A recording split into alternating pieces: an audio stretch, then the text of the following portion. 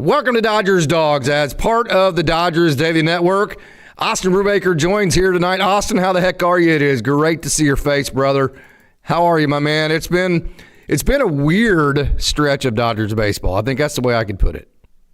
Casey, we're back. You and I finally get to be able to do a show together, which is great. So just a little bit of insight into what I've been doing over the past week and a half or so. I spent a day over. I drove to Wisconsin and back for a Loons game. That was one of the only games that they lost in the Beloit series, and they had a big lead, ended up blowing it. That's a 4-hour drive there. Well, quit going in, Austin. I did show up the rest of the week, and they've been doing great. Did you go to Lake County today? That's a show, by the way. No, I'm not going to Lake County this week, so this week is a little bit off of that schedule. But here's been my schedule the past couple of weeks, just so you guys know just how busy and crazy it is. I went to Wisconsin and back. Then my family decided to take a weekend trip down to Florida, so flew down to Florida on a Thursday, flew back to Friday. Then I had to drive back to Wisconsin the following day on Tuesday for a work conference. Actually got to go to a Diamondbacks Brewers game. Got to see old friend Juan Murillo. Oh, Murillo was there. Yeah, cool, man. Did he say hi to you? 1, 2, 3. I didn't get a chance to interact with him because I just Juan showed up is the for best, game. Man. Oh, he's so cool, and that was great to be able to see. Made my way back here, finally able to settle down at least a little bit for a lot of this different type of stuff. Was able to do the show on Monday. Casey and I have the opportunity to be able to go back and forth. Just craziness, busy with all this different type of stuff. But the Dodgers just keep tracking along, and it hasn't been pretty over the past couple of weeks. It's been very interesting, to say the least. The offense has gone through bits and spurts of long stretches of seemingly cold, and then all of a sudden they can flip the switch and you have a 12-run performance like they had today. Just so much going on within and around the world of Dodgers baseball. Casey, we got a long show we got to do today. My brain is in a million different spots with the Dodgers right now because – like, kind of overall, I'm wanting to be pissed at them. I don't know why. I'm wanting to be like, man, you suckers have all this freaking talent. We spend all this money, and it just doesn't look good. It doesn't look right. I'll say it. It's not that it doesn't look good. And then I'm like, hold on, dumbass. I mean, they're one of the best offenses in baseball. They have their bullpen has been really good, right? Their starting pitching has gone long enough. Last time I checked, I haven't checked in about 5 days, but last time I checked, the bullpen had to cover the least amount of innings of any other bullpen in baseball, which meant the starters not only have been good, they've provided length, and then the offense, although streaky, like you said, still, if you just analyze the overall numbers, is anywhere from the best to one of the best offenses in baseball. And then yet it's baseball, and it's hard to be the best at everything. So in other words, it's hard to be the best offense. It's hard to be the best starting pitching staff, and then also be the best bullpen, and then also be in first place. It's hard to be all that, even if you spend the money the Dodgers do. So while my overall fan raw emotions wants to go, these suckers, man, they suck. This is blah, blah. My coach's brain, my analytical brain goes, no, shut up. You're wrong. This actually is a really good team, and it's baseball, and it's May. Yeah, so let's take a couple of different aspects with this. First, let's talk about the offense, because I think the offense has been the story over the past couple of weeks. Dave Roberts had mentioned really since the Colorado series on the 17th of April is kind of where things started to feel a little bit off with this offense. And one thing to note, and you mentioned this, the Dodgers offense as a whole throughout the entirety of the season is still relatively solid. Entering today, which these numbers are going to get boosted because you have a 12-run performance that you had, the Dodgers entered fourth in baseball with a 121 WRC plus. But they started off the season hitting like a 140 WRC plus type of team. And I think one of the things that is very noticeable about this team is the fact that their star players just have not been performing. Entering the game today, since April 17th. You know who has been the second best hitter for the Los Angeles Dodgers? And I say this both as a way to be able to go ahead and just provide a little bit of praise for him, but also to show you the state of the Dodgers offense. The best player has been Max Muncy since the 17th of April. But entering today, the second best player since that day, which it very well could change. Andy Pages hitting 3 home runs could have something to say with it. But by WRC Plus, the second best player on the Dodgers offense has been Alex Freeland. That's not good, by the way. 17th. Yeah, and I'm saying that and as a state of he's doing well, 137 WRC Plus entering the stretch, probably 130 to 135-ish after the game that he had today. But that shows you that some of the players on this Dodgers offense have been underperforming. Shohei Ohtani entering the game today had been underperforming. I believe he had a couple of hits during the game today. Kyle Tucker had a couple of hits in the game. He has been underperforming. Will Smith has been underperforming. Teoscar Hernandez has been dramatically underperforming and really struggling. There's a lot of Dodgers fans ready to kick him off and bring up James Tibbs III. I'm just telling you that. I'm getting that comment over, and I'm getting it by very level-headed fans. Yes, we'll get into that conversation right now. Let's just draw the big picture with this is because it is not the reserved or bench players that are the ones struggling right now. Agreed. It is the star players for the Los Angeles Dodgers, which could lead you into a state of, well, these guys are playing every single day. They're making millions of dollars. They should be doing better. Or, and this is where the analytical mind takes a little bit of a step back and says, do we really think Shohei Ohtani is going to be 120 WRC plus when for the past several years he's been closer to 170? I think he's probably closer to what he has been in the past than what he is showcasing right now. Do we really think Freddie Freeman is going to be struggling this much? Do we really think, even though Teoscar Hernandez has struggled, do we think he's going to struggle to this extent? Do we think, based on the past track record, that Kyle Tucker is going to struggle to this extent? And even if they struggle a little bit from what they've done in the past, I think the star players have a long track record of performing to the point where because it's them, and because their depth actually has been doing relatively solid. Hae-Sung Kim had a great day today. Alex Freeland has been awesome. Dalton Rushing has been stepping up. Alex Call, when presented the opportunity, has been really solid. Miguel Rojas. Miguel Rojas, absolutely. I know he ended the game the other day, but still Miguel Rojas, yeah. It is the star players that are the ones that are struggling a little bit, and they are the ones most likely to rebound and get back on track. And I think once they get back on track, you're going to see this offense just go out there and explode to the point where you can be frustrated, but I'm not worried long-term about this offense. So this reminds me of the coach that goes into a halftime locker room. I don't know if you've ever been into one of these, but you're winning by like 3 or 4 or 5 against a team that you should probably beat. Better than 3 or 4 or 5 runs, and you're expecting your coach to rip your ass, and you're like, oh, man, we're not playing very good. We're just kind of playing down to our competition and this and that. Coach is getting ready to rip us a new one, right?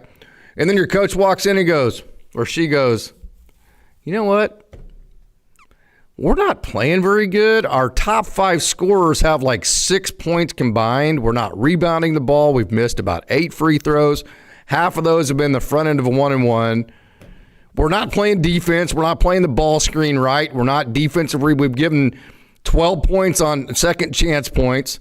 We've done all these things that we're supposed to do to lose, to not be good, and we still have like a 4-point lead, right? So it's like, okay, well, we can either sit here and dwell on what we're not doing, or think of it this way, guys and gals, whichever it be, whether it be a male or a female sport, okay? Think of it this way. When we do start doing all the things we're supposed to do, we start making our free throws, our top 5 scorers start actually putting the ball in the bucket, we actually start getting rebounds on the defensive end.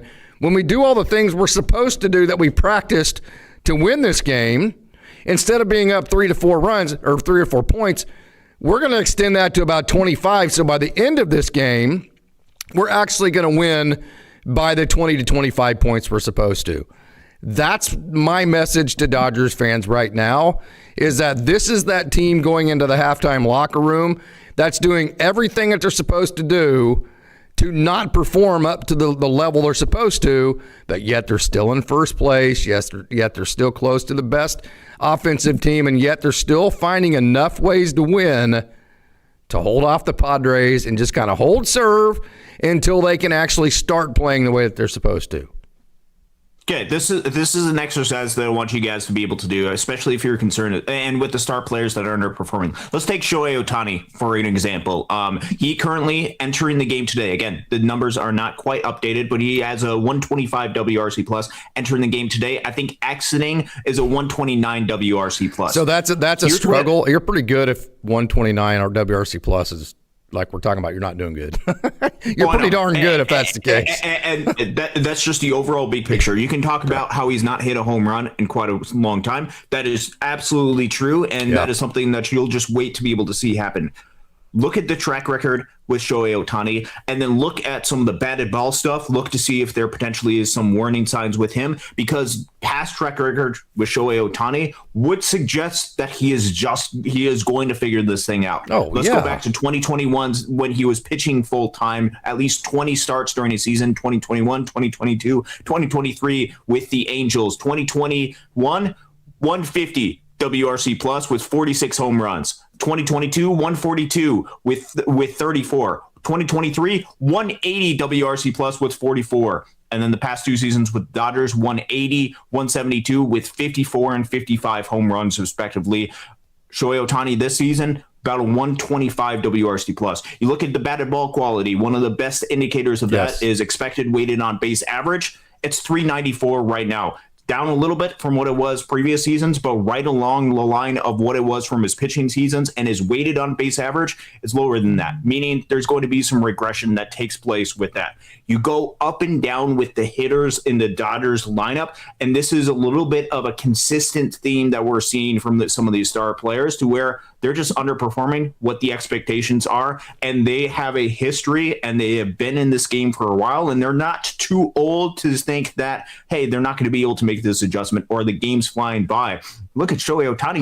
He's in his age 31 season. I refuse to believe that there's any long-term concerns with Shohei Ohtani. 31 could almost be a prime year, like the biggest prime year. You talk about 27 to 31, 28 to 31 being kind of those prime type of years. I think he is going to be just fine. And I think a lot of these Dodgers hitters are going to be just fine, to where you just have to take a little bit of a step back and not get too caught up in the day-to-day type of atmospheres, because you want to look a little bit big picture of where this Dodgers team is at, and if they're going to be able to have enough to be able to win a World Series, because that ultimately is the goal. And there is no real evidence to say that this team doesn't have what it takes to win a World Series right now. I would totally agree. What it takes. Yeah, I think I'm as guilty as anybody with this, but it feels like, as a Dodgers fan, we evaluate everything about this team, more so even than winning and losing in the regular season, because we're so spoiled in the regular season that I think we take it for granted. I think whenever we have thoughts, at least I know for me, when I have thoughts, I'm not even taking the regular season into the equation. I just can't imagine a scenario where the Dodgers don't make the playoffs, right? I mean, I don't even think about the regular season. So I think, at least for me, maybe this is my own confirmation bias, but when Dodgers fans think of, are we playing good or not, we bet more than even winning and losing games, because we won the series with Houston, okay? We're in first place. I think Dodgers fans evaluate the way the team's playing based on the offense.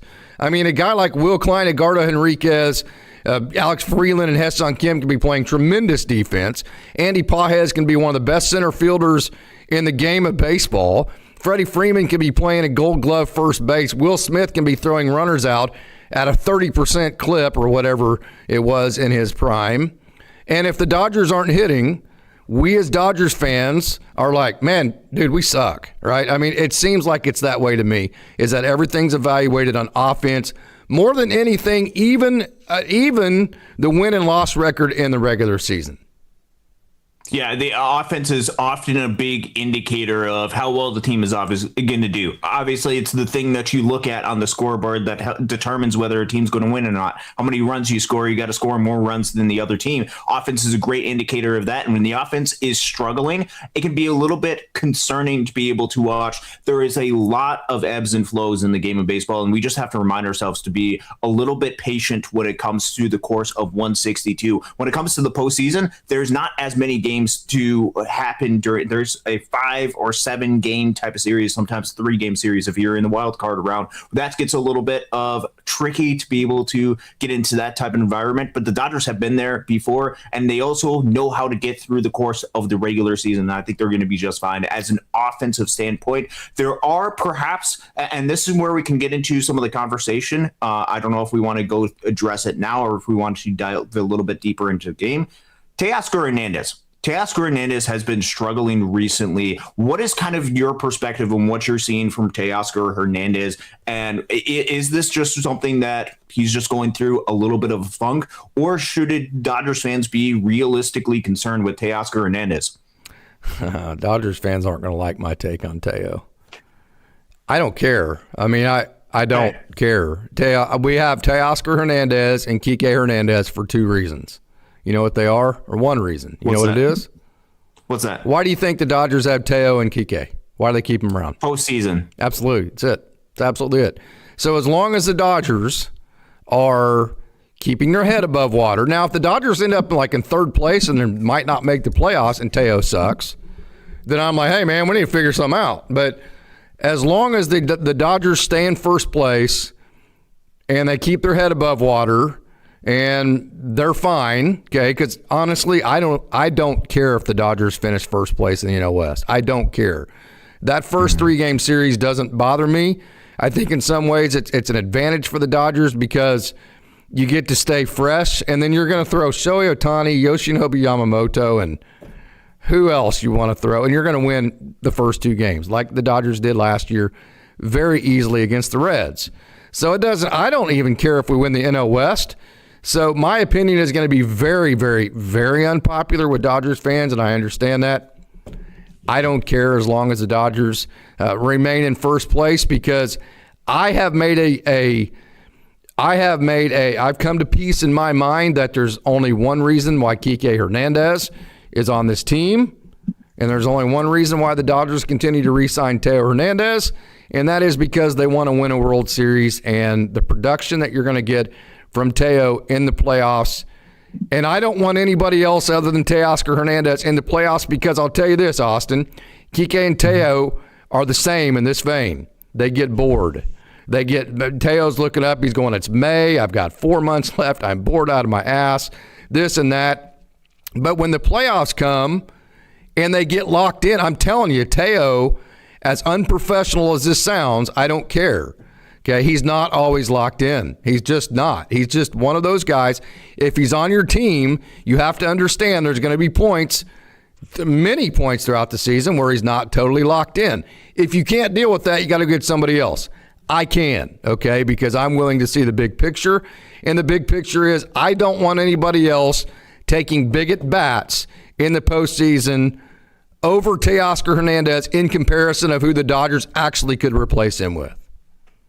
Yeah, so that is the big question, is who could potentially replace Teoscar Hernandez, because I think there's really 2 main reasons why Teoscar Hernandez is on this roster, and you laid out a great case for one of them, for his postseason success that he has and for that impact that he's able to have. The other reason why he's part of this lineup is because he provides right-handed power that this Dodgers team needs to be able to have. You think of some of the other right-handed hitters in this lineup. It's Mookie Betts. He's out for a little bit. It's Will Smith. He has some power. It's Andy Pages. He has some power, but can go through stretches of inconsistency.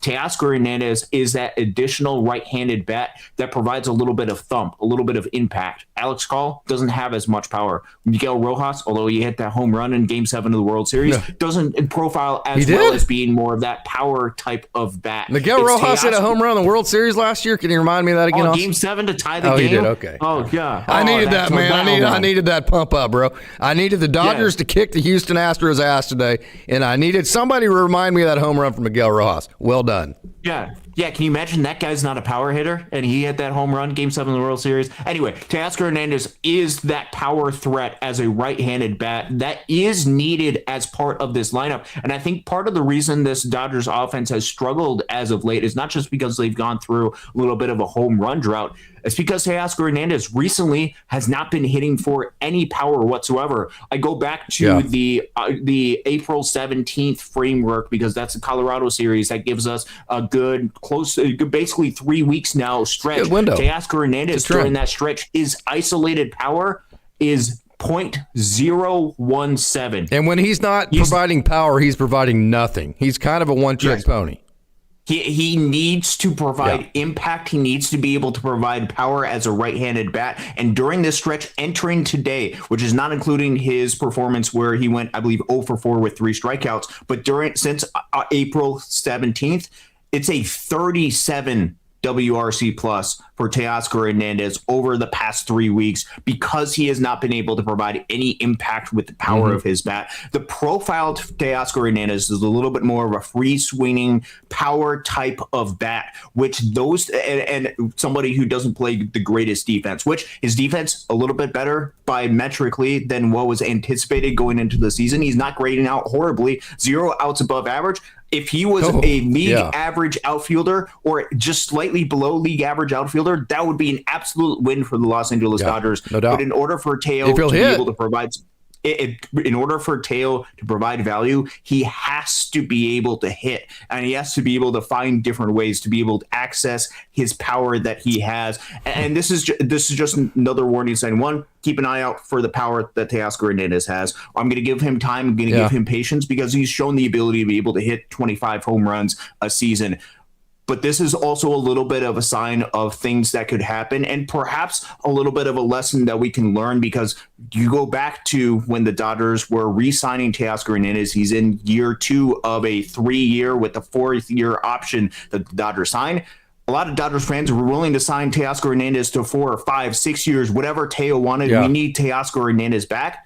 That's not always the wise thing for us to be able to do, and you have to be able to understand the full profile of what he has. And right now, Teoscar Hernandez, because he's a little bit more free swing and because there's a lot of swing miss into his game right now and there's not a lot of power, we're getting the downside of what Teoscar Hernandez. But hopefully, similar to what we saw with the offensive explosion with Andy Pages, there could be high upside with that, and there can be some stretches where Teoscar Hernandez could just go off like that. That is the whole goal. I think it's just one extra base hit, or could be just one extra base hit away from it being, hey, I remember how to hit again, or things just start clicking for Teoscar Hernandez. That at least is my hope for him going forward. What month is it? It is May. May 6th. First of all, I have a saying, talk to me in June. So the sample size for the season itself, if you're a statistician, you'll understand that because you'll be like, okay, well, I think the sample size is big enough in June to actually say, hey, is this working or not?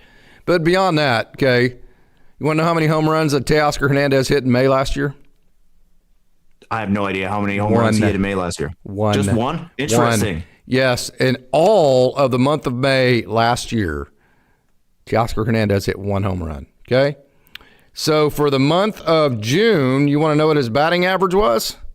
What's that? 189. You want to know how many home runs he hit? 4. How many home runs? So in 2 months, between May and June, he was hitting around 200 and hit 5 home runs.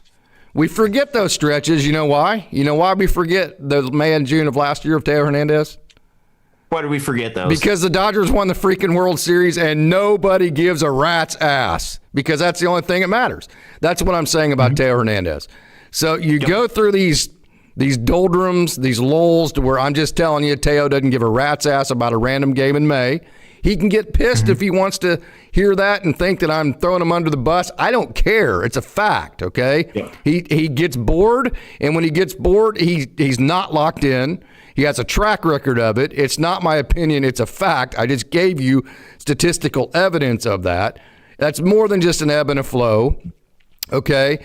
And so I have come up, I'm going to say this again, I've come to, and this goes against my coaching pedigree, I've come to the agreement in my own mind, May and June, whatever he wants to drop off a really crappy ass month, which he's going to do twice He's going to have 2 or 3 months a year to where I'm just telling you I'm going to want to punt that sumbitch in the ocean, okay?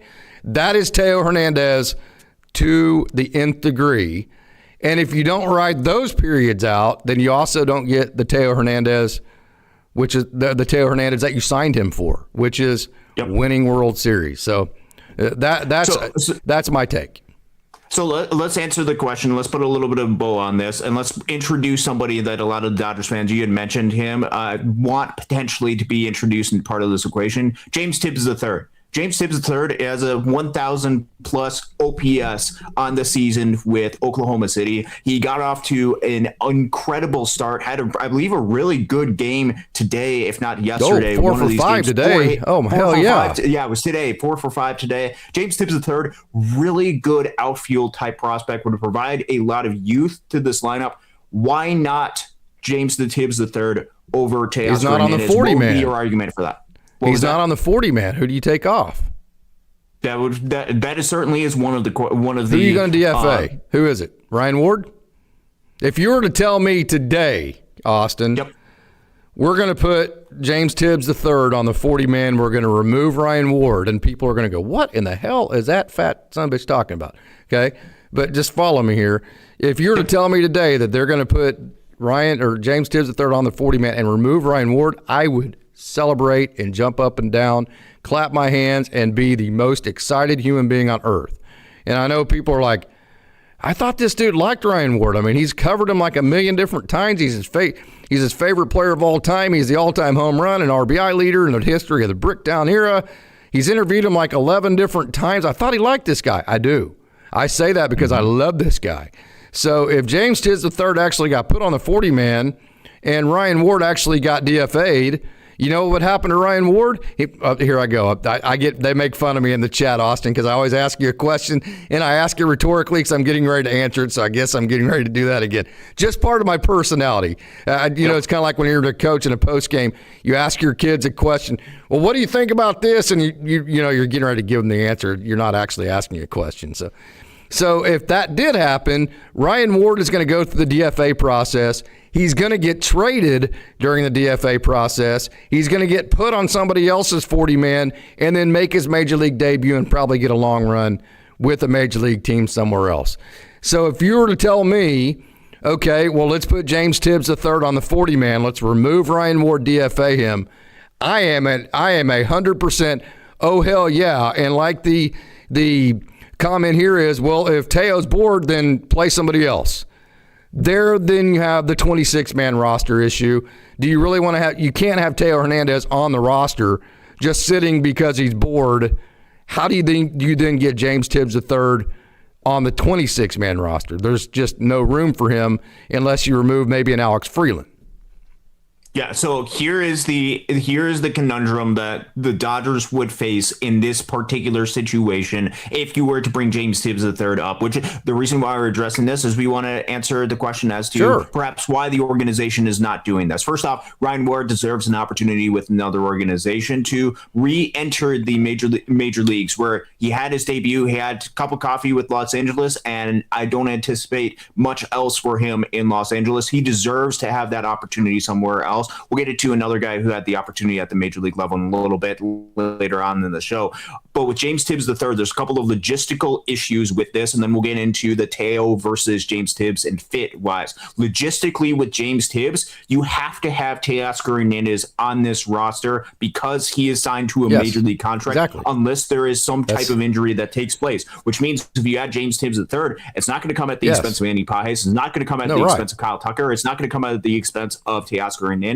If you were to take an outfielder, it would come at the expense of Alex Call. However, what is one of the big things that Alex Call is able to provide is his ability to play center field. Can James Tibbs III play center field, or has he played a whole lot of center field? He has not played a whole lot of center field. That is an issue that the organization would have to deal with. And you could say, well, we've got Hae-Sung Kim. Perhaps he's got the ability to be able to back up in center field. Could be a little bit of Here's a the 3-2. Fitzgerald goes, pitches line. I don't think any center field aside from spring training this season at all, or maybe 1 or 2 games when he had his brief stint in Oklahoma City. That creates a conundrum until you are able to get somebody like perhaps a Teoscar Hernandez or perhaps a Tommy Edman back. There just are some logistical issues, and it likely comes at the expense of Alex Call, which, let's be fair, Alex Call has done nothing to deserve being sent down to Oklahoma City. He has done everything to fit with the role he has specifically been given, which is to hit against left-handed pitching and be able to provide some additional rest. Now, James Tibbs III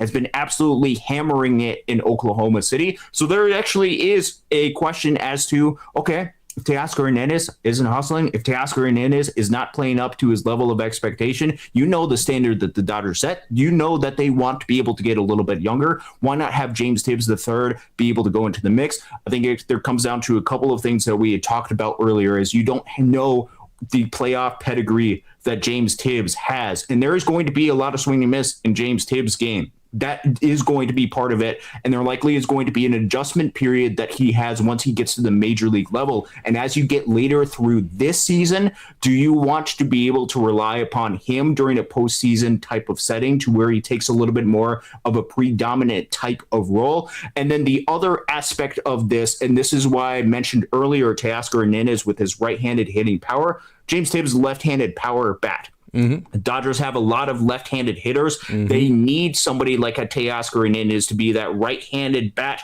to be able to help balance out the lineup a little bit more. I think when you have somebody like James Tibbs, at least with the way this roster is constructed right now, you kind of lack, if you remove Teo, that right-handed power type bat to be able to go in there, especially if Andy Pages goes through any type of stretch where he struggles during October like we saw last year. I don't know how much Mookie Betts is going to be able to provide power, in which case it could all be on Will Smith or Andy Pages to be able to provide that right-handed power bat. Keeping Teoscar Hernandez, at least right now, understanding his track record, gets you another person, another right-handed bat with threat of power, whereas James Tibbs would just provide a little bit of a left-handed type of bat. I just don't think it's right time nor the right fit, both with contract, both with 26-man roster, and both with lineup construction to best go out and succeed for October. So does Alex Call have minor league options? Yes, he does. Okay. He has 2 minor league options, I believe. So does Teo Hernandez have minor league options? No, he signed a big league contract. So we can get option. James Tibbs on the 40-man. That's not a problem. You just replace him with Ryan Ward. You trade Ryan Ward in the DFA process, and everybody's happy in that situation. That's easy. The 40-man's easy, okay? But the only way to get him on the 26-man roster is, here's your options. You option Andy Pages. Are we good with that? Option an Andy Pages? No? Okay. We option Alex Call. We good with that?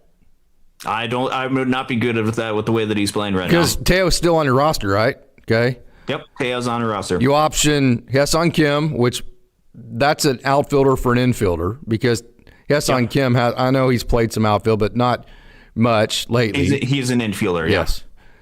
You option Alex Freeland. Again, that's an outfielder for an infielder, okay? Yep. So that's like a square peg in a round hole. So you're only, as you said there, the only real option you have is to option Alex Call, who has been good. And by the way, who is going to be better than James Tibbs III in the role that they actually need out of that spot on the roster, which is to hit left-handed pitching at the major league level. Alex Call is going to be better than James Tibbs III right now, most likely hitting left-handed major league pitching than James Tibbs III would be. So the only way that James Tibbs III at the major league level right now logistically makes sense is if Teo Hernandez goes on the IL for some reason. That's the only thing that could make sense. Yep, and if Teo went on the IL, which is not saying that we think this is going to happen, we would say the same thing if it was Kyle Tucker that went on the IL. I don't think it's James Tibbs III that's getting the first shot. I think it's very likely Ryan Ward with the Dodgers right now that would get that full-time opportunity. He's been there, and rightfully so. You even go up and down the roster in Oklahoma City, and let's remember, James Tibbs, this is his first season at the AAA level. Let's give him some time to develop. But even if you go in the Oklahoma City outfield, somebody like a Jackson Winsky probably gets an opportunity before James Tibbs III at this point. Hey, by the way, Sawinski's playing well right now, dude. He's playing well. He is out. He is out of this world. He's hitting the ball, man. He's not just all power. He's hitting the ball. Yes, and that is something that he has shown with a lot of the underlying numbers to say, this is in there. There's just some swing and miss that's part of his game. It's great to be able to see him have that some success, and that creates a couple of different options that the Dodgers could potentially go out and turn to. And especially if he's hitting consistently well, you could see potentially him, and especially if this creates an opportunity for the Dodgers to feel a little bit comfortable with moving Ryan Ward to another organization to give him a shot, because you have a Jackson Winsky who's hitting to provide you some depth within the organization, because James Tibbs III is being able to take some steps to where in an emergency you could potentially call him up, and that also would eliminate some of the logjam that you're seeing down at the minor league level. Like Mike Sirota, as much as I want him to be in Great Lakes, doesn't deserve to be in Great Lakes right now. He needs to be up in Tulsa at some point real soon. He needs to be Where does he need to be? Oklahoma City. You think he can make that jump all the way to Oklahoma City? Yeah, or he's 23 years old, absolutely. Okay. He either can or he can't. He's 23. If he can't, then he's not as good as we think he is. I mean, I'm not saying he'll be great for the first month or two, but hey, man, the PCL, if you can't hit in the PCL, you can't hit. I'm just telling you. That's a hitter-friendly league, man. That's not as big of a jump as you think. I will revise my statement. Do you think that the Dodgers would promote him all the way to AAA immediately from Great Lakes? They don't do that. They're going to run him up. They're going to run him through Tulsa and allow him to be able to make the adjustments there. I would. Then eventually make his call. I would call up to Oklahoma City. I would, because you don't have any prospect outfielders. I mean, unless you consider Ryan Ward a prospect, you have literally no prospect outfielders at AAA Oklahoma City. All your prospect outfielders are at Tulsa, and even going down to like a Cole Myers or a Chris Newell. All of your prospect outfielders are at AA and High A. I guess Zach Earhart's a prospect. James Tibbs III's a prospect, right? I would say both of them. But they're a little bit older is what I'm trying to say. And to me, Mike Sirota is in that category because he's 23 years old, more so than he is a Josue de Paula, who's 20. And so he's an older guy, so speeding up his timeline makes more sense to me. Yeah, I still think the organization is going to want to see him, what he can do against AA pitching. But then no doubt. At that point, it could be a shorter timeline. Like, for example, if he gets promoted within the next couple of weeks or so, I think you could see him probably stay for most of the rest of the season, probably at Tulsa, then get that call up probably to Oklahoma City if he does well by next season, and have him be on the doorsteps of being ready for the major league levels. But the point of what I was trying to make with this is Jack Sawinski having a whole lot of success at the major leagues, and James Tibbs III potentially creates an opportunity for the Dodgers to be able to eliminate some of this logjam that you're seeing down the line at the minor league level with all these great outfielders. That could lead to an opportunity for a Mike Sirota to be able to make that promotion to Tulsa, which absolutely is deserved at this point for him. Will be interesting to see how the organization handles it, though. 100%. So I'm going to say it again. I am 1,000% in the camp of DHing Dalton Rushing when Shohei Ohtani pitches. And I just think Dalton Rushing, you're looking for at-bats. Why not? And I think it's a good workload management for Shohei Ohtani. And that's not to say, Austin, that after Shohei Ohtani comes out after the 6th or 7th inning or whatever, he can't enter because if you're the DH and the pitcher both, you can enter the game after that. You don't have to just leave the game as a defensive player. So he could come in and go wherever he needed to if the Dodgers wanted to do that, to keep his bat in the lineup, and then just hit him once if they want to, if they didn't want to play him in the outfield. So I am 1,000% in the camp of let's get Dalton Rushing as many at-bats as we can. Let's let him to continue to grow, because Will Smith, man, I mean, I'm just telling you, with catchers, here's what happens with catchers.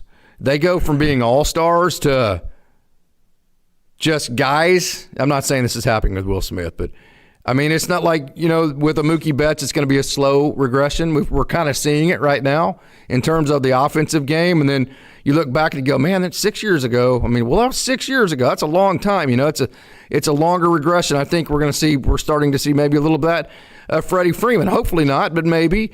But with catchers, typically it's like they were good this year and then they're just all of a sudden gone. I mean, so kind of what I'm saying is, we have no idea when the cliff is going to fall off for Will Smith just because of what's happened to his body. And so to hedge against that, I think Dalton Rushing is very important for this club. He needs to continue to have good at-bats. And who's to say, at least to this point, Dalton Rushing on those days that Shohei Ohtani's pitching, Shohei Ohtani has not been a good hitter when he's pitched this year. Who's to say Dalton Rushing actually isn't the better hitter just specifically for that situation? Okay, so there's a couple of different questions that I will go ahead and answer as best as I possibly can. Is the lineup better with Shohei Ohtani in it? Of course the lineup is better with Shohei Ohtani in it.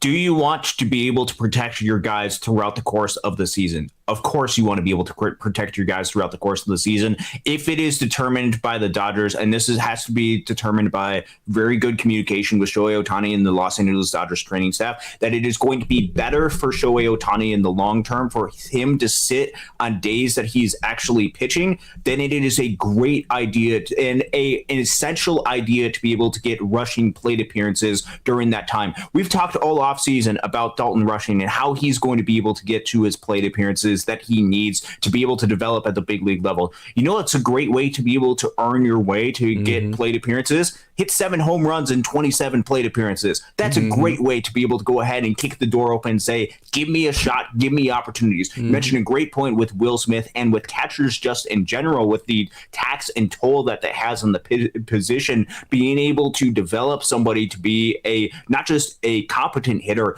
a really good hitter like Dalton Rushing has shown throughout the entirety of his baseball life and is showing at the big league level this year. I think that's showing just tremendous strides by him to where you have confidence in the offense not taking a dramatic drop off if Shohei Ohtani isn't in there when he is pitching. I think it will take somewhat of a drop off just because I can't really bet against a Shohei Ohtani, but especially during the course of the regular season, if this is a way, one, to be able to get Dalton Rushing additional plate appearances, which he needs to be able to have, and number two, provides a little bit more sustainability for Shohei Ohtani, which I don't necessarily know the answer to that. That's a question for the Dodgers and for Shohei Ohtani to be able to figure out. I've got no real issue with Dalton Rushing to be able to get into some of these games. I would have no real issue with Dalton Rushing being able to take some plate appearances from Freddie Freeman at first base to be able to provide him some rest. I know he wants to play every single day, but you also have to, for the betterment of the players, if as they get older and to make sure that you're protecting them, provide them with some additional rest. I think there's additional opportunities there. And if Dalton Rushing is showing to be an above average bat that you can develop, but the only way that you will be able to develop him is with consistent plate appearances, these are the type of opportunities that you have to be able to take advantage of. And we talk a lot about the Dodgers' overall perspective, because one of the arguments that you would make with Shohei Ohtani pitching and hitting, beside the spectacle that's able to bring, which, let's be fair, it's truly a remarkable and something that we likely won't see to this degree with this amount of success ever again in the game of baseball. To see somebody like that go ahead and have that, the argument would be that the Dodgers would probably not do as well as an offensive unit with Shohei Ohtani not hitting on the days that he's pitching, not taking into account the days or his stats, which are a little bit more limited in the Dodgers uniform on the days that he's actually pitching, a little bit smaller of a sample size. You can look to the overall aspect of Shohei Ohtani as a hitter and say he's a better hitter, or at least has had a longer track record than Dalton Rushing throughout his career. You could say that would help the Dodgers win more games throughout the course of the regular season. But what we've talked a lot about with this Dodgers team is sustainability, and it's for October, and it's making sure this team is healthy, ready to go. There's two aspects with this. One, make sure Shohei Ohtani remains healthy and that you're not overusing him, overtaxing him. This is a great way to be able to do that. And number two, you want to make sure that a left-handed power bat is developed and ready to go for October. And the only way Dalton Rushing is going to be ready to go for October is if he gets plate appearances and if he learns and adapts to major league pitching and he goes through periods of struggle and he learns how to be able to overcome them. And I think this provides a great opportunity with additional plate appearances for Dalton Rushing to be ready for October as well. Shohei Ohtani, in the days that he's pitching so far this year, is 1 for 10. Dalton Rushing, I believe, is 2 for 10. So, I mean, there you go. I mean, it's been tit for tat, right? Dalton Rushing, the first game that he DH'd for Shohei Ohtani, he had 2 hits and 4 RBIs. Shohei Ohtani has 1 hit while he's pitching. So, to this point, you're going on track record, obviously. So, you can either say, hey, track record of the greatest player of our generation, or track record of one of the best hitting prospects we've had in a long time for the Dodgers that we need to find at-bats for. So, it's just, I don't think there's a right or a wrong answer. I think everybody has their own opinion. I have mine. Everybody has theirs. So that's kind of where I'm at for, that situation. Okay, so I'm going to say this too. The Dodgers, part of their struggles lately, I think this is another part of maybe kind of, and obviously the game today was kind of a pick-me-up, if you will, for Dodgers fans, no doubt about that. I think where a lot of the disappointment, maybe negativity in the mind, or the mentality of, man, this team's just not as good as we thought they're going to be, it's the hitting with runners in scoring position. It has been abysmal. And, well, basically going back to the 2 losses against the Marlins. I mean, the hitting with runners in scoring position has been terrible, and that is that's frustrating whenever you get guys in scoring position and you can't get that hit, right? So I'm going to say this, and we'll see if you'll agree with this as a statistician. Almost every time when a team's not hitting with runners in scoring position, you know what that means? Here I go again. I'm asking you a rhetorical question, and it's not actually a question. It's me stating something I'm getting ready to say. Okay, I'm doing it again. So go ahead and make fun of me. That's absolutely hilarious. It's part of my personality. So almost every time when a team's not hitting with runners in scoring position, what that actually means is that the team just overall is not hitting at all, okay? That is a result. So the not hitting with runners in scoring position is a result of the team not hitting at all. And because the team is not hitting at all, you need to have those hits with runners in scoring position, because if you don't get them in the 2 or 3 times you have chances to score, you lose the freaking game. So it sticks out and we go, you forget, like in 60 wins this year, because the Dodgers hit 4 home runs with a runner on first base or whatever it may be, and scored 8 runs, but we forget they went 1 for 8 with runners in scoring position, and we don't care because they hit 3 home runs. So really, to me, my takeaway of the not hitting with runners in scoring position is, I don't even want to worry about that. I'm just going to say, hey, we just need to hit the ball better, and if we hit the ball better, we will score more, and the runners in scoring position stat won't matter. Or it'll get better, one of the two.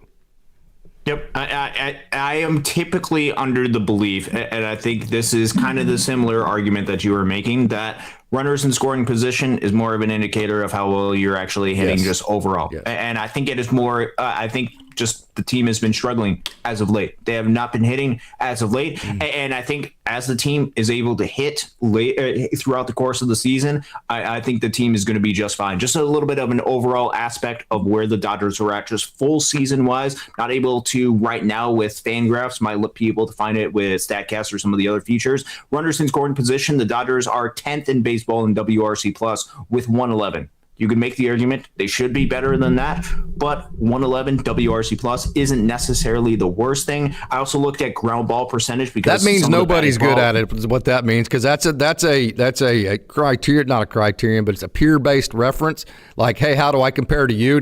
It's not am I good at it? It's am I better at it than my opponent? It's like, okay, well, it's that. I'm sorry to cut you off here, but I wanted to say this. Yeah, it's good. Like when you go camping and the bear comes up to your campsite and you start tying your shoe, and the person you're with is like, why are you tying your shoe? You can't outrun that bear. And you say, well, hell, I don't have to outrun the bear. All I got to do is outrun you. The bear will eat you and I'll get away, right? So the WRC plus is such a great number because it's It's comparing what everybody else is doing to what you're doing versus are you actually good at it. So that's kind of, what that stat says is nobody's good at it. The Dodgers haven't been that much worse than everybody else. Yeah, they're 10th in baseball, just overall rankings of that this season. Last year, they were first in baseball with runners in scoring position by WRC Plus with a 126. If you go by ground ball percentage, which I know a lot of people have been frustrated because the Dodgers have hit into some rather untimely double plays, they are 19th with runners in scoring position with ground ball percentage. This is not a overly concerning trend to where the Dodgers are dramatically doing this more than other teams. This is something that all teams just happen to go through. And I think especially during the stretch where the Dodgers have struggled and you've been noticing where the star players have not been hitting as they normally do, which will happen and sometimes happens during very untimely situations. Hopefully it doesn't happen in October. This is something just happens throughout the course of baseball. And I think the Dodgers, because of the amount of talent that they've had on this team, this stuff will correct itself. I think today was the start of some of the correction to this Dodgers offense. You're not expecting 12 runs a game, but you do expect some of these players to start hitting a little bit better than what they have. And you're going to start to see this from this offense, or you're going to see just random spurts of offensive explosion like Andy Pages hitting 3 home runs in a game. I think that stuff is going to happen, to where I'm a little bit less concerned. If the Dodgers were in the 20s with runners in scoring position, perhaps that's something very well to keep in mind, but they're middle of the pack in baseball, or they're 10th in baseball, 11% better than league average by WRC plus. I think they're going to be just fine in this aspect. So let me counter you with that. And I've thrown out the most, let me take off my level head and let me be a fan for a minute. And let me be right or wrong, I don't know, but let me make a statement based on the way it feels to me, okay? It feels to me like basically since about the middle of June last year, even through the playoffs, the Dodgers offense was anywhere from very inconsistent to not very good. Would that be a fair statement to make? Can you look up those statistics? I would say that they've gone through different spurts of inconsistency. We can look up different statistics. For example, if we want to look up 2025, what date do you want to use for that? I want to go through from about middle of June, or look through a bad period at the beginning of June through the end of the year. It just feels like the Dodgers were not a great offense for the second half of last year. All right, we're just gonna use regular season statistics because I think this is just regular season that they've had. We'll go WRC plus wise for them, and I'm just using June 16th. And I don't know. I'm telling you, this just feels like this for me. I'm very curious to see what you're getting ready to say. Yes, the Dodgers were 9th in baseball and WRC plus. That's what I'm trying to tell you. They haven't been a great offense for a long time. This is where people are getting concerned, Austin. We can sit here and say, I'm not worried about it. This has been going back to last June. That's where the concern comes in. Yep, and that is totally fair to be able to say, hey, this is a little bit of a concern because of that specific aspect where they're a 106 WRC plus. Yeah. I think the Dodgers have added to this team, and Kyle Tucker obviously but they don't have bats either. Yes, Kyle Tucker has not lived up to the expectation of what he has yet to this point, but he has such a long track record of being a really good floor raiser for this team, being a 130 to 140 WRC plus, to where you would anticipate him to be able to play to that type of level or get close to that type of level. I know it's a slow start with his game today. I think he's up to about a 108 WRC plus on the season. Wow. He's slowly raising up his production. He's slowly raising that up, and especially with the other offensive contributors, because I don't want it just to be let's look overall at this one specific time period and then evaluate the overall team, because the makeup of the team is a little bit different from what it was last year, and the players that are underperforming right now, we expect to be able to perform a little bit better. And I still think the overall makeup of this team is good enough to be able to go out there and perform among the best offenses in the game of baseball. They have too much talent to be able to do that. Here is where the disappointment for Kyle Tucker is. One, we have PTSD with Michael Conforto. He's a left-handed hitter. He's an outfielder. We can say you can't compare the two, this and that, because the track record's longer for Kyle Tucker. That's not an incorrect statement. But it's also not incorrect to say that he directly replaced Michael Conforto, who gave us PTSD last year. And that's not Michael Conforto's fault. That's the organization's fault, because they wouldn't pull the damn trigger on the guy. I mean, it was almost abuse by the end of the time when Michael Conforto finally wasn't on the roster for the postseason. So the Kyle Tucker thing is PTSD for Dodgers fan from Michael Conforto, and that is a fair way to feel, because that's what we went through as fans. There's no reason to apologize for that. So it's the best way that could have got rectified was Kyle Tucker to come out, get off to a hot start. Nobody even thinks about Michael Conforto again. You get off to a slow start, immediately Dodgers fans, oh, this is Michael Conforto the second, this or that. So that's disappointing aspect number one so far. And again, it's May 6th, right? I mean, we're having fun making too big of deals out of everything because we're having a fun conversation here. Not as realistic as you would if you were the front office or whatever. But I think you hit on it. The biggest disappointment for me with Kyle Tucker was that he was supposed to raise the floor of this offense. Meaning, even when Shohei Ohtani, Freddie Freeman, Will Smith, Mookie Betts aren't going at an MVP level, he is going to raise the floor of this offense to where it didn't look like it did at times last year. And he hasn't been that guy yet. I think it's fair to say that. Yep, he has not been that guy yet. He's swung and missed more than what we anticipated. It's 20% strikeout percentage at the season. He typically is closer to, if not below, 15%. That's too high, and it's not as much walks. So that kind of barrier, just very simple thing to look at, walks and strikeouts, isn't at the level that you had anticipated. Also, the power aspect is down. And if you're looking for perhaps the most concerning aspect with Kyle Tucker, he's not hitting for as much power. Isolated power typically is around 200. It has been as high as close to 300. This year, it's below 150. It's 144 after the game today, and he only has 4 home runs on the season. You would hope that he'd be able to access some more of that pull side home run type of power that he has to be able to help elevate the floor that he has as an offensive contributor. Yeah. We just haven't seen it yet. It has been a little bit, there's been some signs of life. He had a good game. He had a couple of hits during the game today. He had a double extra base hit as well. I think, was he the one that got a little bit lucky with the one that hit off the first base bag? Could have been with that. But we're looking for some of those signs for him to be able to get back on track. And it's possible that with Kyle Tucker, some of the pressures of playing with this World Series type of expectations got to him a little bit. We talk about some of his swings and him seemingly pressing with him swinging as much as he did, especially at first pitches, especially with his swing percentage up as much as it was, and it's still high from what it was. If he's able to settle down, I think he can still get to the back to the player that he was. And even if you want to say, hey, he's not as good as what he's been in the past, it's still right now 10%, 8% above league average as a hitter, probably going to trend closer to the 20%. That's a lot better than 20% below league average as a hitter, close to 30% below league average as a hitter, like what we saw with Michael Conforto, where even that raises the floor a little bit. Okay, I'm getting ready to do my thing here and ask you a question and not actually be a question, but give you the answer. So let me just say this. Let me not do that, okay? July of last year, Michael, why did I do that? Kyle Tucker with the Cubs. July of last year, 218 OPS of right around 680, okay? August of last year, 244 OPS, about 740. September of last year, 158 OPS of 516. So the last 3 months last year, Austin, were very bad for Kyle Tucker.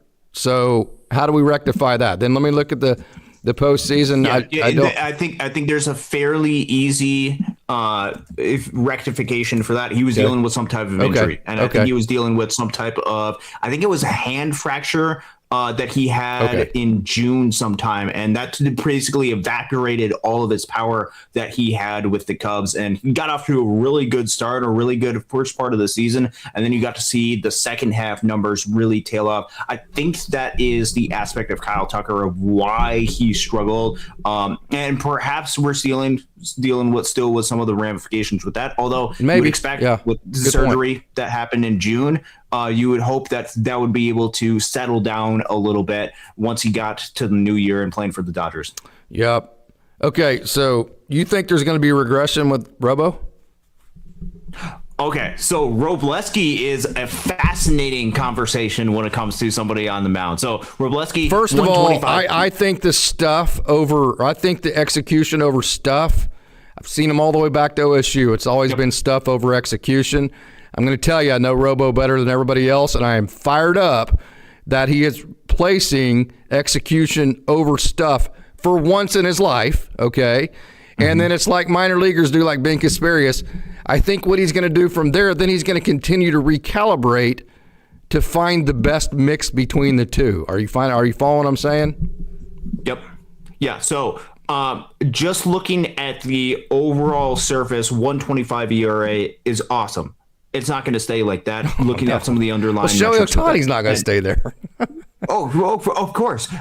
First off, let me state this, because on the show on Monday, I went into depth with Justin Robleski. Perhaps I was a little bit harsh with some of the stuff that I was going, and it wasn't a awesome show. None of it's harsh. Bad. None of it's harsh. Awesome show. It wasn't show. Anything bad, because Robleski is awesome. I had the chance to be able. Casey and I have unique connections because we got to see him before he made his journey. He messaged me and he goes, "Who's that little pencil neck that did your?" No, he didn't. I'm just joking. No, because he would know who I am because of Great Lakes and stuff. With Justin Robleski with his numbers, look, having a 1.25 ERA with a 10% strikeout percentage is not sustainable because it's relying completely and solely on batted ball luck. And but the ball moves, man. The ball moves a lot late.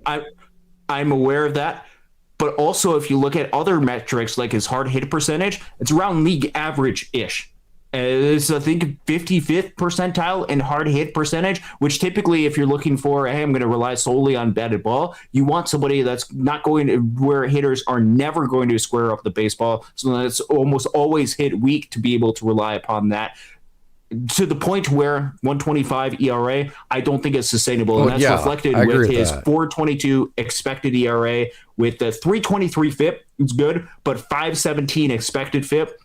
Those are indicating that there's going to be some sign of regression. And some of the things that I wanted to point out on the show on Monday, because everybody's pointing out strikeout percentage is not high at all for Robo, which certainly I think that will bump up a little bit. It's a 7% walk percentage, which if you're talking about execution, you'd hope that you'd be able to execute, which that's a great spot to be able to be in. But also last year at the major league level, he was at a 6% walk percentage. And the thing that is noticeable about Justin Robleski, and part of the reason why he's not getting strikeouts, and this was a question that I wanted to answer on the show on Monday, is why is he not getting strikeouts? Similar to what we are seeing with Emmett Sheehan, although not as much of a concern because Emmett Sheehan has not been getting the results that Justin Robleski has. The stuff is down. The velocity on Justin Robleski's stuff is closer to 93.5 to closer to maybe 93.8 last year. When you say stuff is down, you're talking about velo and spin metrics and all that. You're not talking about late movement. Yeah, I'm talking about that specific aspect. We'll get into that discussion in just a second about whether it's intentional or not. But I want to make sure people understand why the swing and miss is down first. The swing and miss is down.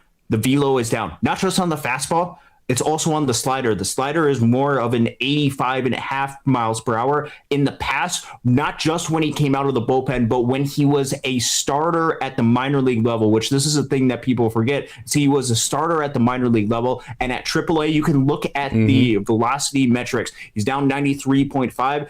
typically sat close to around 95 at AAA Oklahoma City. His slider is down to 85.5. His slider at Oklahoma City was sitting about 88. Those two pitches, which he has relied upon heavily this year, the velocity is down quite a bit, which is reflected in a lot of the stuff plus type of metrics. I'll read this off, then we'll get into a question of whether this is intentional or not. Four-seam fastball is stuff plus, which was out of the bullpen last year, was a 107, 7% above league average. This year, it's an 88 for stuff plus. His slider was a 112 stuff plus. This year, it's a 100. Just overall with stuff plus, with his overall arsenal, last year was a 101. This year is a 92, which indicates that that aspect is leading to him not being able to get as much swing and miss because his fastball hasn't gotten as much life to it, because his slider is not thrown as hard as what it was in the past. So the question is, is there something going on with that particular aspect, or is this something that's very intentional because Justin Robleski's role on this team is to eat innings? And if that is what Justin Robleski's role is, it is all about what can I do to be able to refine and be able to execute consistently on the field. And that's where you can get into the argument where Justin Robleski, I believe, still has that in him. I'd like to be able to see it every now and again. But if his main role, which I think is what his main role is to eat as many innings, to save the bullpen, to make sure that you're doing everything that you can to be able to go out there, still be effective, but be able to eat innings and use some of that, I think that is what he's doing. I just don't know how long it can sustain with this type of success, with all these different warning signs that we're seeing numerically. But from watching him right now, it's an absolute joy to be able to watch him go out and pitch with as much success that he's having. So I'm going to give you your answer, okay? And I'm going to say this very, very confidently, okay? And this is intentional, okay? And let me exactly take you back to whenever all of this came to a head. Do you remember his first outing this year? Maybe it was either the first or second outing, okay? He got into a big jam, and his fastball in the big jam went from 93 all game long. All of a sudden, he's throwing 96, 97, okay? This was like his first outing this year, and he starts getting shelled, okay? And then Dave Roberts, and on this show, I specifically said he got sped up. His adrenaline, his competitive element took over the show at that moment, and instead of pitching, he started throwing.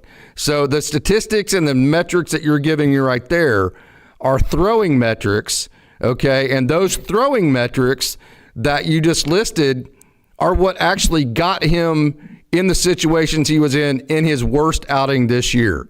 So after that outing, when his fastball started speeding up to 96, 97 in the crisis moment, and he gave up 4 or 5 runs, whatever outing that was, okay, that's when they went back in and they went, Justin, instead of doing that, we need to execute better. And so here's what's happening on your batted ball data. You're saying the hard hit is the same this year as it was last year, correct? I'm saying that it is around league average is what the hard hit percentage is. So here's what I'm trying to tell you is the hard hit data that he got to last year was in 5 pitches more than what he's getting to this year. So whenever you actually weigh the efficiency of getting to that hard contact earlier in a count or whatever contact that it is versus getting to that same contact with 5 more pitches to get to it, it's a massive improvement overall. So this is a direct and intentional plan for Justin Robleski to not get sped up, not let his adrenaline take over the moment, continue to execute, and allow execution, movement, changing speeds, and location win the day for Robo. And so far, Austin, it has worked with spades. So here's another thing. Hey, baseball is all about adjustments. So he got sped up in that first bad outing, so he made the adjustment to back off and to execute better. So now when he starts getting hit again because his stuff isn't explosive enough, which is what you're saying, and you're absolutely not wrong. Yep. When his stuff, they start catching on and this and that, and they start understanding his sequencing, and he starts having not good results because of it, Justin Robleski will then pivot back to allowing his stuff to take over versus the execution. He will make that adjustment. But if you're his coach, if you're Mark Pryor right now, what do you tell Justin Robleski to change? You can't tell him to change anything. Because Nothing. It's just let's roll with it as long as we can. And so I'm not saying you're wrong. I think he's going to get back to exactly what you're saying, but it's not going to happen until he's forced to make an adjustment.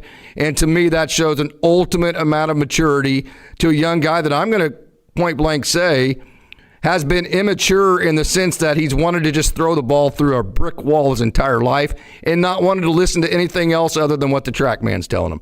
I think this is all great growth mentally for Justin Robleski. That's my opinion. Yeah, and that's going to be the thing to watch is what happens if he gets put into when he gets put into a situation where he's got to reach back a little bit. He's got to be able to get some of that swing and miss type of stuff where there's runners on, because to this point, when he's been starting, there's been basically no runners on, or there's been very limited base runners. But look at his left on base metrics. As far as the percentages of him leaving runners on base, it's elite.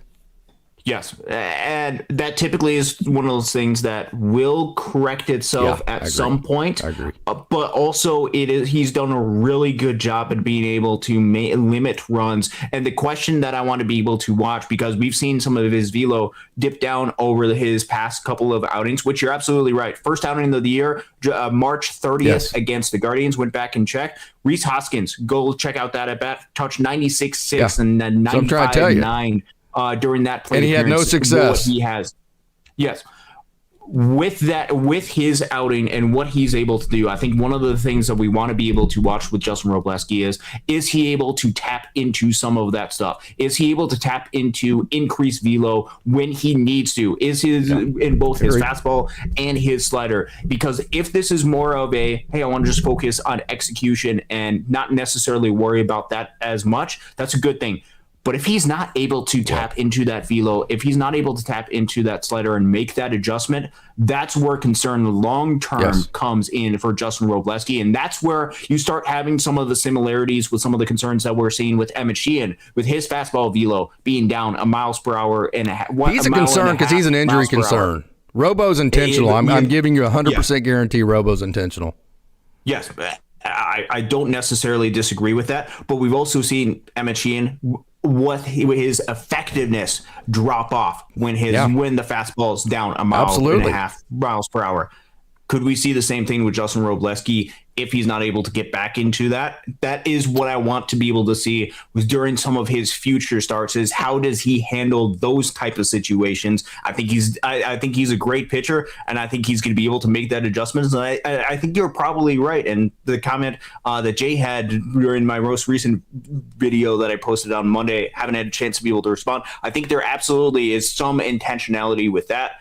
I want to see him at some point be able to get out of that and at least show some 96, 97 that we know is in the tank for him. Show a slider that's closer to 88 to what he has averaged in the past, to where, yes, that's still in there, but I'm going to focus a little bit more on execution because this team needs me to eat innings as much as it possibly can. And to this point, Robo should not change anything until he needs to. So this conversation needs to be had whenever Robo starts giving up runs and this plan starts not being effective again, because it's the game of adjustments. Hitters catch up, and then you have to adjust. They adjust to you, which they will. They'll adjust to his style of pitching right now. And then once they do, can Robleski just adjust back and put stuff over execution and start blowing people away? I have no doubt that he can. This is not an injury issue. This is an intentional game plan issue. It's working, and I just don't see where there's been any kind of – and I'll say this, okay? I mean, if Emmett Sheehan right now would take the same approach and think execution instead of, man, my fastball is down. What the hell is going on? I'm, this or that, or my stuff, and think, okay, well, my execution, then I think we wouldn't be seeing the inconsistencies of Emmett Sheehan, because I can tell you this, the best outing he had was one outing after he gave up 4 runs, but yet he threw first pitch strike almost 75% of the time with 3 different pitches, and I don't even know what the velos were. And bingo, the next outing when he's throwing first pitch strike with 3 different pitch types, he has the best outing of his year. That doesn't go to stuff. That goes to execution. So I think Emmett Sheehan could take a book out of Justin Robleski's page right now. Hey, by the way, we have a comment here from Showtime LA. Carson Hobbs definitely has been struggling with AA Tulsa. It's been kind of frustrating to watch, but yes, no doubt about that. Good evening. Carson Hobbs has been struggling lately. What have you been seeing with him? And how about Mike Sirota and Zaire Hope the last 2 weeks? Absolutely incredible. With Carson Hobbs, to be honest with you, I just see a guy that has a big fastball that he's not locating quite as well. The curveball is tough to get over. So I think he's been pretty slider heavy as of late to pair with that. And it's just one of those periods to where he was due to have bad luck. So I think a little bit of better execution with the fastball to control counts. He's not controlling counts the way that he needs to. I think he'll be fine from there. And we'll move on. And I'm excited because this is the first real okay, Carson, well, everything's been kind of pretty good for you to this point. You've just pretty much kicked ass the whole time you've been in pro ball. We're going to see what you got now because it's not that way. We're going to see how he responds. So in a kind of an interesting evaluate the prospect way, I'm kind of excited about that. Yep, that's exactly right. Casey has had a chance to watch a lot more Carson Hobbs this year. He's got high velo with his fastball. He's got that great slider that he's got. He's got to be able to execute the fastball, though, to be able to make that off-speed pitch a more effective type of pitch. And if he's not locating that, hitters can sit on certain pitches or if the fastball, it's not just about fastball not being inside the zone. It's also if it gets put right down the middle. And if it gets put right down the middle, it's going to be hit really hard. Even AA hitters can go ahead and do that. Let's see what sort of adjustments that he makes. Carson Hobbs showed last year that he is an incredible pitcher when he's on. And I fully expect him to be able to make the adjustments and be able to turn back closer to the pitcher that he was in 2025. Okay, I have a real question, and I don't have the answer. I'm actually asking you a question here. Is Andy Pages the right-handed version of Max Muncy? Okay, it's a good question. They're not exactly the same profile. Max Muncy is much more patient hitter than what Andy Pages is. Pages is a little bit more free swinging. Max Muncy is going to have walk percentages close to 15%. Andy Pages is not going to have walk percentages 15%. In fact, at the big league level, it's closer to 6% is what his are. If you're just talking about both them swinging and missing a little bit and having power, that you can see a little bit of similarities with some of his profiles, but also Andy Pages with some of the value that he provides is his defensive value. Max Muncy doesn't provide as much defensive value as an Andy Pages is able to have. And in fact, Max Muncy, typically we evaluate him as being a little bit more of a below league average type of player. But if you're just talking from the offensive bat type of standpoint, I think there's a little bit of differences in their approaches. Andy Pages much more aggressive, whereas Max Muncy is much more of a let's go ahead and make the pitcher come to me a little bit and really take advantage of different mistakes that are given to him and a little bit less chase than what you're going to see with Andy Pages. Yeah, boy, I was wrong about Tyler Glasnow. I went on and on and on about how I thought this would be the year where he didn't get injured and this and that, and here we go with the back issues. It's just I don't mean this on him. It's just frustrating to see this over and over. But having said that, with Blake Snell coming back, we had that conversation. Well, which pitcher's coming down? That answers that question. Justin Robleski, not going to be Robleski. Roki Sasaki through the 6 innings. He had a good outing. The 3 runs, last outing. The 6 innings is good. The 3 runs are good. So it looks like he's coming around. So if you want to look at the cup half full side of Tyler Glasnow, it's going to keep Robo in the rotation. It's going to allow Emmett Sheehan to keep growing. And it's going to allow Roki Sasaki to keep growing. So if you if or when you do get Tyler Glasnow back, now you have the best version of Justin Robleski. Now you have the best version of Emmett Sheehan. Now you have the best version of Roki Sasaki and Tyler Glasnow. Best of all worlds, as long as you can keep your head afloat. Okay, there's a couple of different aspects with this. First off, let's talk about the accomplishment that Tyler Glasnow accomplished during his game today, because there is some incredible feat that he had. He reached 1,000 strikeouts the fastest ever to do so in Major League Baseball history. In 793 innings pitched, he's the fastest start, and this by MLB stats, he's the fastest starting pitcher of all time to reach 1,000 strikeouts for a starting pitcher. It's just incredible Fantastic. stuff. Yeah. Gets taken out of the game second inning, though. That happened in the first inning, and then a complete 180. I just want to throw up, man. Yeah. Just a couple of different notes from the organization. It doesn't sound like this is, or at least from the notes that the organization is getting, doesn't seem to be super serious back type of issues that Glasnow is dealing with, which, let's be fair, he dealt with these in the past, dealt with this in 2024, was missed a start last year with these. It's possible that he misses the start, but it doesn't, at least from what the organization is giving us right now, doesn't sound like it's going to be an IL stint. However, this is the Los Angeles Dodgers, and oftentimes things can snowball really quick, and especially with the goal being October, with the goal being we want to go ahead and win in October, and we want to make sure that all of our guys are healthy, ready to go. I don't think it would surprise anybody if Tyler Glasnow spent some time on the injured list after this happened. Great job by the bullpen being able to pick it up. It's sickening because this seems to happen all the time with Tyler Glasnow. It's not something that he's trying intentionally to do, but that very well could be the case. The question is, you have Blake Snell coming back to the mix, which certainly is a great thing. This also brings up a really fascinating question. This was something that I was thinking about wrestling with as soon as this happened with Tyler Glasnow, is what is the current depth at Oklahoma City to be able to help reinforce this? Is there a whole lot of options? Because I believe, from my understanding, River Ryan is still on the severed day injured list. Gavin Stone is injured right now. Well, it's like Cole Irvin. It's quad A guys like that. It would, and I think that is the thing that we have to be able to keep in mind, is looking at some other guys within Oklahoma City and the starters that are part of the mix. Most likely guy to be able to get the call up, if they were able to go to Oklahoma City for a starter, beats probably somebody like a Cole Irvin at this point. Yeah. And it's either that, or they look externally for the other pieces within other organizations. I don't think they would make the jump. They've done it before. They did it with Sheehan and Grove. It's possible.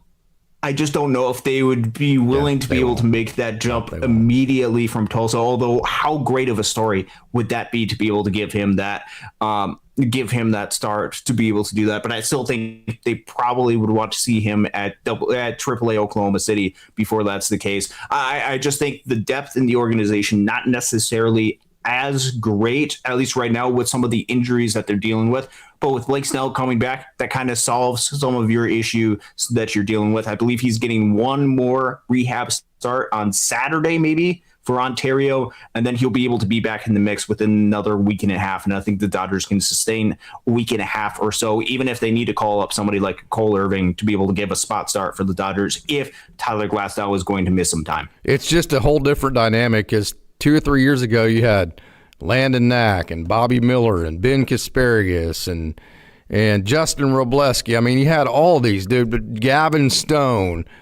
And now it's Cole Irvin and Jake Eater and Wyatt Mills and Ryder Ryan. Which, by the way, Wyatt Mills' numbers are really good this season. He's a sidewinder too, so he's unique. He throws it sidearm. Yeah, and he's not a starter. And I know he gave up a couple of runs during his most recent outing, but a 38% strikeout percentage and a sub 8, like an 8% walk percentage in the Pacific Coast League stands out a little bit. Yeah, it absolutely does. Okay, so let's finish this up. This has been a heck of a lot of fun, Austin. What a fun show this has been. I miss getting to talk to you, dude. These shows are so fun, partly because all I got to do is set you up and you run with it, and I learn so much about all the statistics. So let me say this.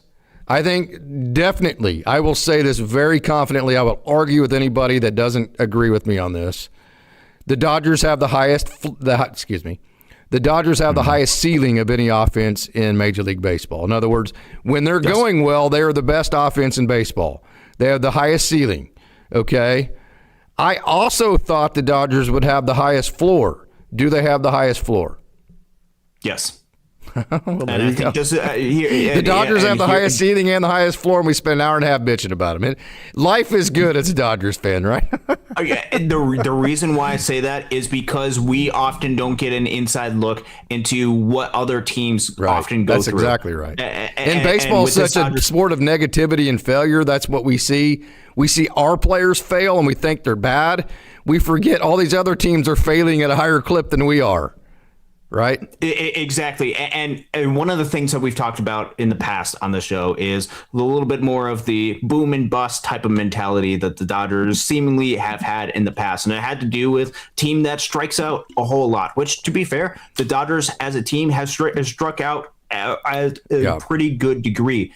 This year, just overall in the season, they're 23rd in baseball in strikeout percentage and 30th being the lowest strikeout percentage. They're one of the better teams in baseball at limiting strikeouts as an offensive unit, which means they're putting the ball in play, which is going to limit some of the capabilities of you as a team from getting out. And I think with us not seeing the ebbs and flows or some of the low points of other teams in the struggles that they have, I think we can often forget how, man, this it seems like it's a really tough stretch for the Dodgers, even dating back to the Colorado series. Well, even dating back to the Colorado series, this is still an above league average type of offense. And if your floor is an above league average offense, that's a pretty good offense that the Dodgers have. And I think the Dodgers have the talent to not stay at this floor. I think they have the talent to be somewhere between what their ceiling is, what their floor is. And that is a well above league average offense in the game of baseball. And that is all you can really ask for from an offensive unit.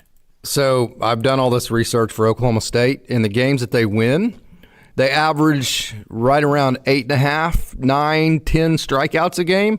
So like here's kind of what I'm saying.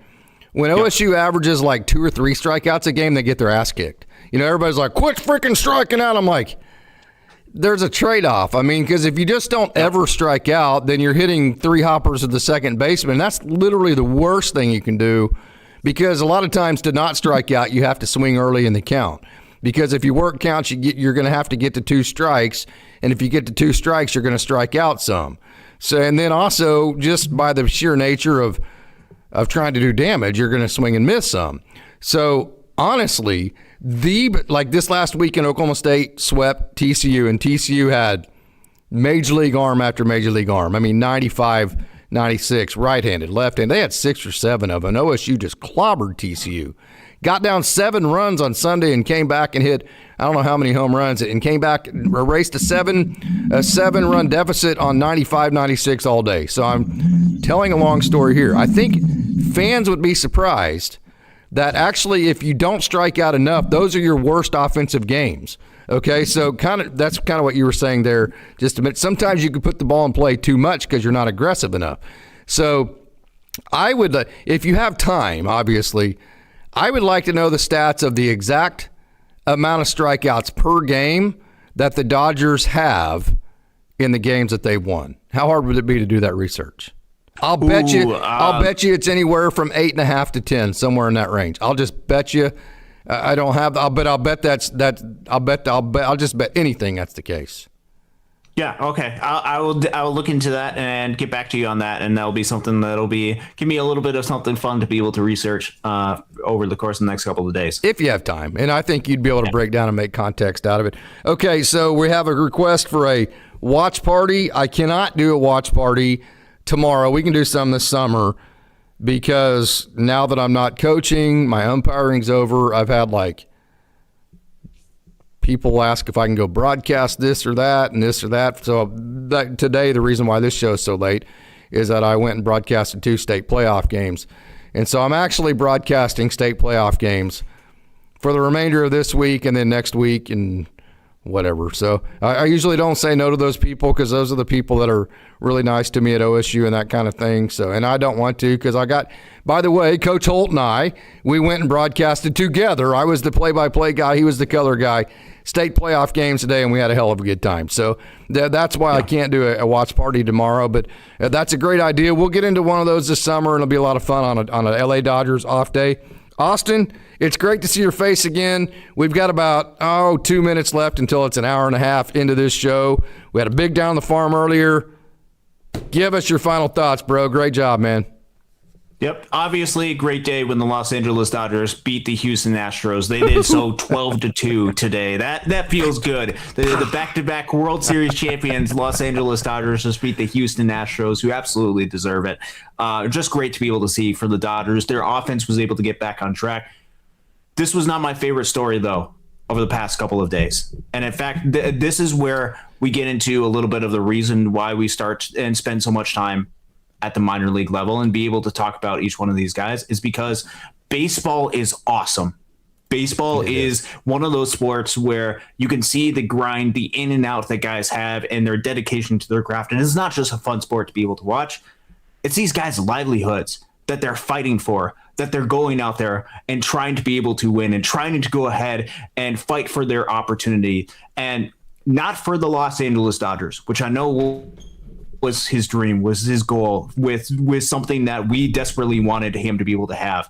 But for the Boston Red Sox, if you guys didn't get a chance to be able to see in I believe it was a 12 or 10-3 type of game, we got to see the major league debut of Alec Gamboa. Yeah.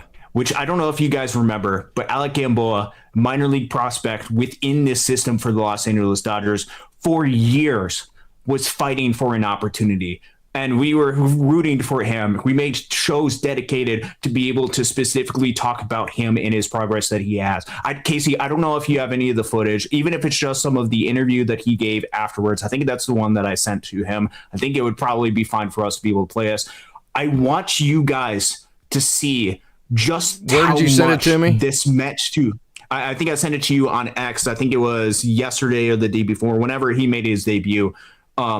I want you guys, it's also on my X too. If you can't find it there, I think I retweeted it.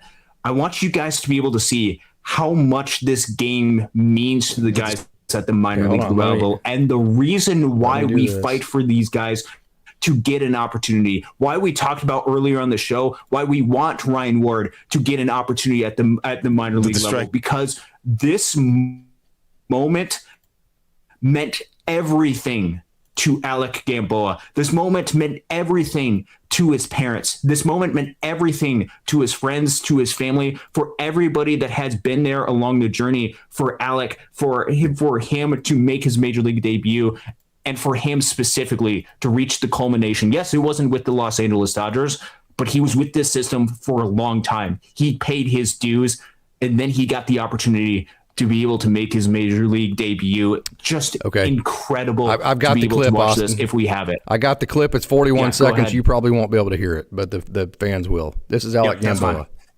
The strikeout, you going to do anything with the ball? I'm sure they got it to you already. What are you going to do with that? Oh, I'll probably give it to my pops, my mom. We'll put it somewhere safe for sure. Saw your family there. It was emotional for them, obviously. You got a chance to visit with them after the game. How special was that to share? It's awesome. They've been here through the whole turn.